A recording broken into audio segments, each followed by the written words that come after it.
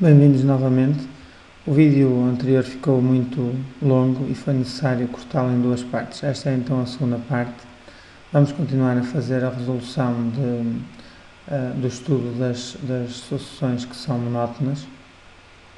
Neste caso temos uma sucessão que é definida por menos 1 elevado a n e vamos avaliar se realmente é uma sucessão monótona ou não. Ora, se formos a estudar os termos desta sucessão, podemos ver que o primeiro termo é menos 1, porque se substituirmos o n por 1 fica menos 1 elevado a 1.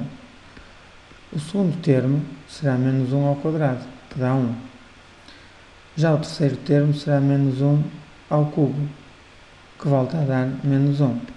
E assim sucessivamente.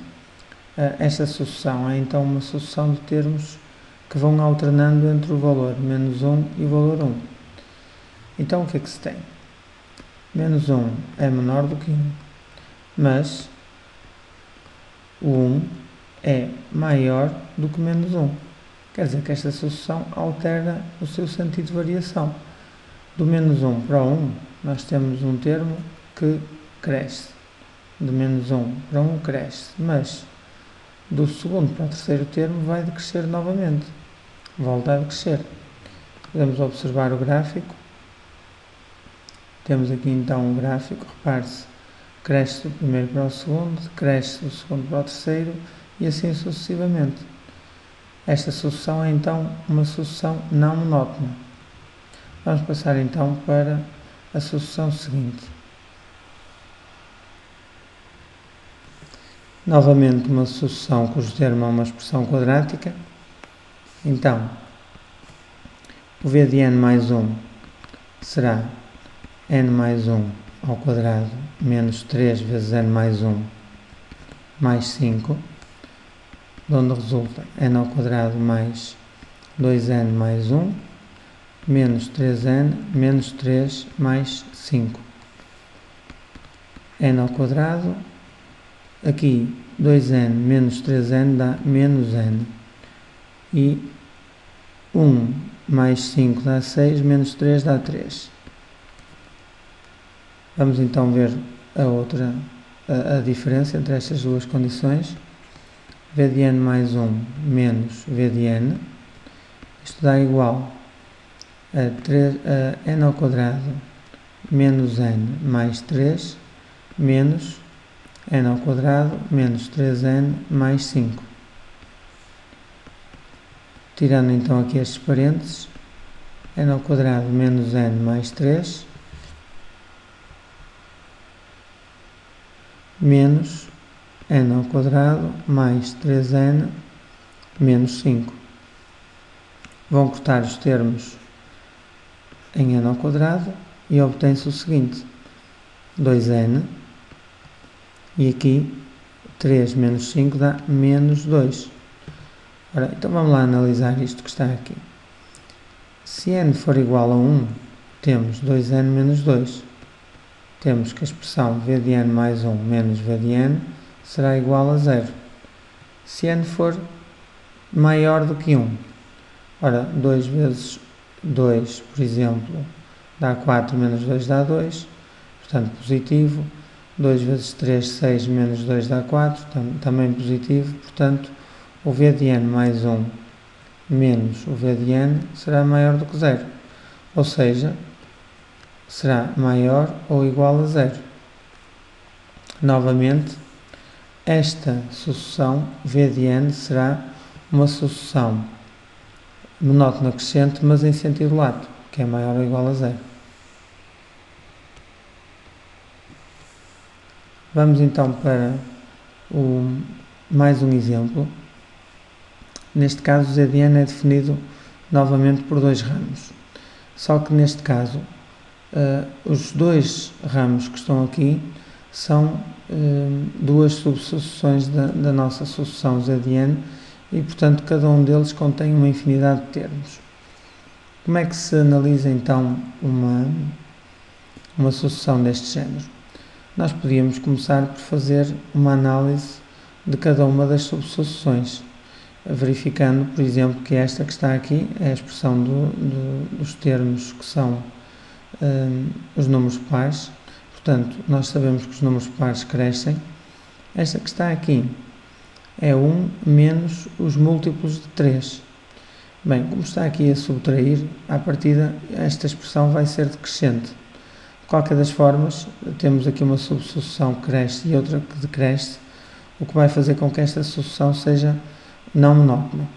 Ainda assim, vamos ver como é que faríamos a avaliação da expressão z de n mais 1 menos z de n.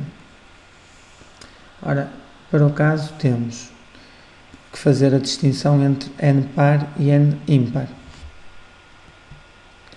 Assim, se o n for par, tem-se que o n mais 1 é ímpar. Obviamente, quando um número é par, o número que vem a seguir será ímpar. Então, o z de n mais 1 menos o z de n, agora vamos lá ver. Se eu tenho o n par, então eu vou buscar aqui esta expressão o meu valor de z de n. Este z de n vai ser 2n. Então isto vai ser menos 2n. O que é que será a expressão do z de n mais 1? Bem, o z de n mais 1, conforme digo aqui, o n mais 1 é uma expressão ímpar. Portanto, vou ter que ir buscá-la à expressão seguinte. Portanto, à expressão onde n é ímpar. E, portanto, venho aqui a esta condição e vou substituir este n por n mais 1. Então vai ficar 1 menos 3 vezes n mais 1. E agora faço estes cálculos e vou avaliar o sinal que isto tem. Fica 1 menos 3n menos 3 menos 2n. Ou seja, 1 menos 5n menos 3. Obtém-se então menos 2 menos 5n. E, portanto, esta expressão que está aqui é sempre menor do que 0.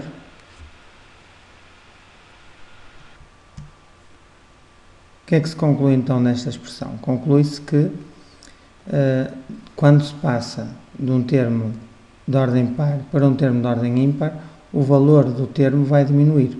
Vamos então observar o que acontece quando passamos de um termo de ordem ímpar para um de ordem par.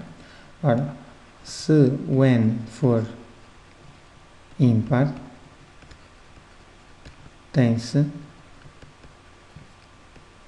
n mais 1 par.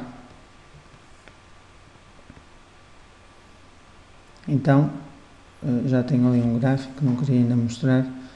Vamos ver como é que fica. O z de n mais 1 menos o z de n será igual a quê? Ora, observando então que se o n for ímpar, estamos perante aqui esta situação.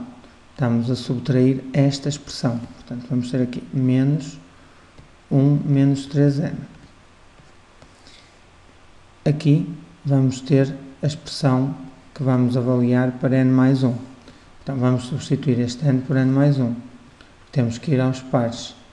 Portanto, 2 vezes n mais 1. O que é que se obtém daqui? Obtém-se 2n mais 2 menos 1 mais 3n. Ou seja, isto vai dar 5n, 2 menos 1 dá mais 1. Ou seja, isto é maior do que 0, aqui, obviamente, para todo o valor em que fazemos a transição de um n ímpar para um n par. Portanto, para todo n ímpar. Assim como aqui era para todo o n par.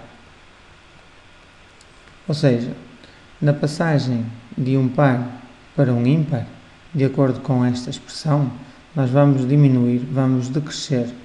Na passagem de um ímpar para um par, nós vamos aumentar. Vamos ver o gráfico que eu preparei.